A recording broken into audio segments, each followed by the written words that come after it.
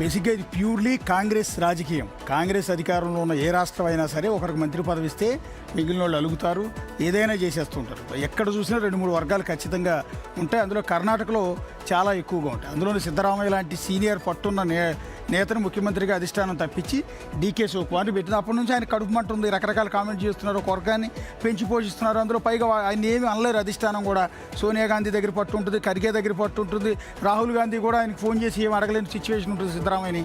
So అందువల్ల ఏం చేయించాడు, మంత్రి పదవిలో తన మనుషుల్ని క్యాబినెట్ ఎక్స్పాన్షన్లో తన మనుషులకి ఎమ్మెల్యే మంత్రి పదవులు ఇవ్వాలని డిమాండ్ చేస్తున్నాడు. అందులో ఏం చేశాడు, వాళ్ళకి రాలేదని ఏం చేశాడు, వాళ్ళందరి చేత రిజైన్ చేయించాడు. రిజైన్ చేయించిన వాళ్ళు ఎవరు, యశ్వంతరాయ గౌడ పాటిల్. ఈయన ఇండి నియోజకవర్గ ఎమ్మెల్యే. రెండోది బేలూరు గోపాలకృష్ణ, ఈయన సాగర్ నియోజకవర్గ కాంగ్రెస్ పార్టీ ఎమ్మెల్యే. వీళ్ళిద్దరు రిజైన్ చేశారు. ఎందుకు అంటే మంత్రి పదవి ఇవ్వలేదనండి. అసలు విషయం ఏంటంటే ఇందులో యశ్వంతరాయ్ గౌడ్ పాటిల్ అండ్ రెండోది గోపాలకృష్ణ, వీళ్ళిద్దరూ కూడా సిద్ధరామయ్యకి right hand and left hand అంట. సో వీళ్ళిద్దరిని భుజాన ఎత్తుకుని మోసి వీళ్ళిద్దరిని మంత్రులుగా చేయాలి అని చెప్పి ఆయన డీకే శివకుమార్కి కాకుండా నేరుగా అధిష్టానానికి చెప్పారు. అది వర్కౌట్ అవ్వలేదు. డీకే శివకుమార్ తన పంతం ఎక్కించుకోవడానికి మిగిలిన వాళ్ళకి మంత్రి పదవి ఇచ్చినట్టున్నాడు తన వర్గానికి. సో ఈ క్రమంలో వీళ్ళందరితో రిజైన్ చేయించడం ద్వారా కాంగ్రెస్లో ఒక అలజడి క్రియేట్ చేయటం, డీకే శివకుమార్ ఫెయిల్ అయ్యారనటం ద్వారా అని ఒక సంకేతాలు ఇవ్వటం. ఇవన్నీ కూడా ఏం చేస్తారంటే ఈ సిద్ధరామయ్య డీకే శివకుమార్ ఇలా కొట్టుకుని వచ్చే ఎన్నికలు బీజేపీ వాళ్ళని మళ్ళీ అధికారంలోకి తీసుకొస్తారు. అది జరిగేది.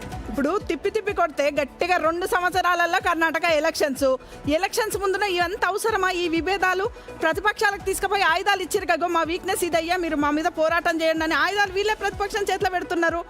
ఇంత మూర్ఖత్వం ఉంటుందా? ఇప్పుడు ఏదైనా కూడా ఒక ఉంటుంది లెక్క, రాజ్యాంగ ప్రకారం ఎంత ఉంటుంది, మొత్తం అసెంబ్లీ స్థానాలు 224, అసెంబ్లీ స్థానాలలో 15% మించొద్దు. 15% అంటే 34. అంటే మొత్తం గెలిచిన ఎమ్మెల్యేలకు అందరికీ మంత్రి పదవులు ఇస్తారా? అసలు వీళ్ళు ఎన్నికైంది దేనికి? ప్రజాప్రతినిధిగా మంత్రి పదవి కోసం ఎన్నికైనారా? అంటే ప్రజాప్రతినిధి అంటే ప్రజలకు సేవ చేయడానికి ఎన్ని కావాలి? ప్రతి ఒక్కటి మంత్రి పదవేనా? మళ్ళీ కొంతమంది మంత్రులకు ఇస్తే మాకు ఈ శాఖ నచ్చలేదని రామలింగారెడ్డి లాంటి వాళ్ళు ఏం చేశారు, మాకు ఈ శాఖ నచ్చలేదన్నారు. అంటే ఇది ఏం కల్చరు, ఏం పద్ధతి? మీలో మీరే ఇట్లా కుమ్మలాడుకుంటుంటే వచ్చేసారు మీరు గెలుస్తారా? మళ్ళీ బీజేపీ కాసుకొని ఉంది, అక్కడ కూడా తెలంగాణలో కాసుకొని ఉన్నట్టే మీకు అధికారం ఇస్తారా?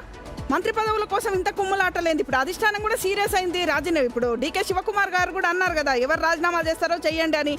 అంటే ఇంత అంతర్గత కలహాలు మంచివి కాదు. ఇంకోటి ఈ సవాళ్ళ మీద సవాళ్ళు డీకే శివకుమార్కి వేద్దామని ఇంకొకరు చూస్తున్నారు, పెద్ద కాంగ్రెస్ కురువృద్ధుడు లాంటి వాళ్ళు కర్ణాటకలో. సిద్ధరామయ్య గారికి ఒక కురువృద్ధులు, అట్లాంటి వాళ్ళు ఒక పెద్ద మనిషి తరికైనా మంచి చెడు చెప్పాలి. కానీ మీరే సవాళ్ళు విసిరి ఈయన సవాళ్ళని ఫుల్ఫిల్ చేయలేకపోతుండని నెగిటివ్ చేయడం ఏంది? ఇది మంచి పద్ధతి కాదు. కలిసి ఉంటే ముందుకు పోతారు, లేకపోతే మీకు చెక్ పెట్టడానికి బీజేపీ వస్తూనే ఉంది. కర్ణాటకలో గెలిచినప్పటి నుంచి సీఎం రేస్ గురించి జరిగేటువంటి ప్రయత్నాలు